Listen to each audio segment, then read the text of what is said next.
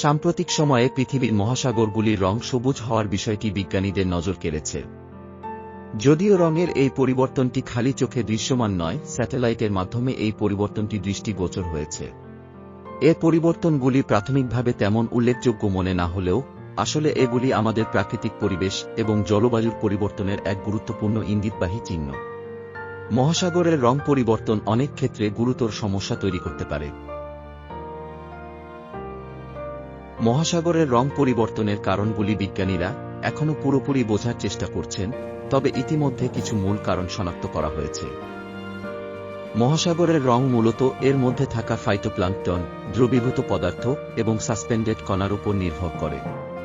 Phytoplankton বা উদ্ভিদ phytoplankton হল ফাইটোপ্লাঙ্কটন সম্প্রদায়ের অটোট্রফিক অণুজীব, যা সমুদ্র ও মিঠা পানির বাস্তুতন্ত্রের একটি অবিচ্ছেদ্য উপাদান।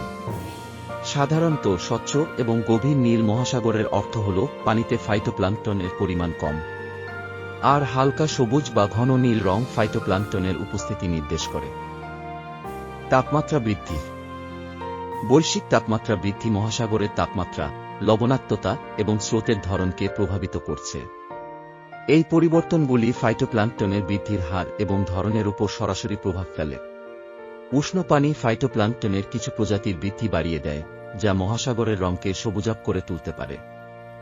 এছাড়াও তাপমাত্রার পরিবর্তনের ফলে সমুদ্রের স্রোতের ধরন পরিবর্তিত হয়, যা ফাইটোপ্লাঙ্কটনের বিস্তার এবং পরিমাণে প্রভাব ফেলে। মানবসৃষ্ট দূষণ। মানবসৃষ্ট দূষণ যেমন শিল্প বর্জ্য, কৃষি রাসায়নিক দূষণ পানির স্বচ্ছতা এবং রঙের পরিবর্তন ঘটাচ্ছে।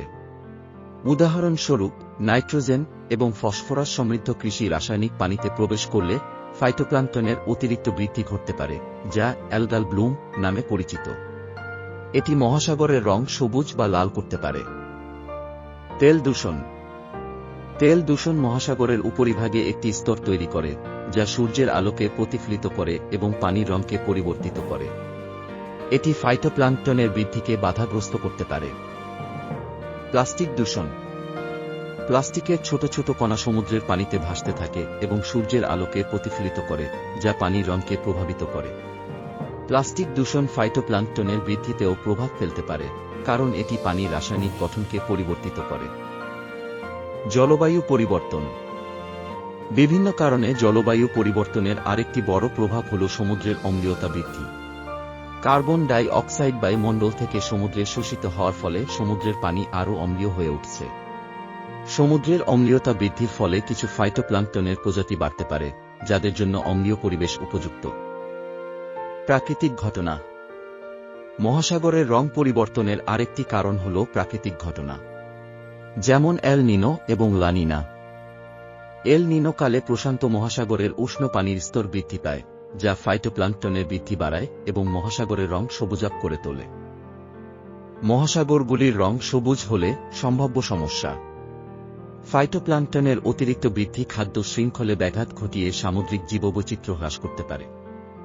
ফাইটোপ্লাঙ্কটন মরে ব্যাকটেরিয়া দ্বারা ক্ষয়প্রাপ্ত হলে পানির অক্সিজেনের স্তর কমে যায়, যা সামুদ্রিক প্রাণীদের জন্য বিপজ্জনক। কিছু শৈবাল বিষাক্ত হতে পারে এবং যখন এগুলির সংখ্যা বৃদ্ধি পায়, তখন হার্মফুল আলগাল ব্লুম তৈরি হয়, যা জলজ প্রাণী, পাখি এবং মানুষের জন্য ক্ষতিকর হতে পারে। সবুজ রঙের পানি পর্যটকদের আকর্ষণ কমায়, যা স্থানীয় অর্থনীতিতে নেতিবাচক প্রভাব ফেলে। ফাইটোপ্লাঙ্কটনের সংখ্যা বৃদ্ধি কার্বন ডাই অক্সাইডের শোষণ প্রক্রিয়াকে প্রভাবিত করে জলবায়ু পরিবর্তনের গতি বাড়াতে পারে। এইসব বিভিন্ন কারণে হয়তো আমরা একদিন সমুদ্রের পানির রং সবুজ দেখব। আপনার কি মনে হয়, সমুদ্রের পানির রং কি সত্যি সবুজ হয়ে যেতে পারে? কমেন্ট করে জানাবেন।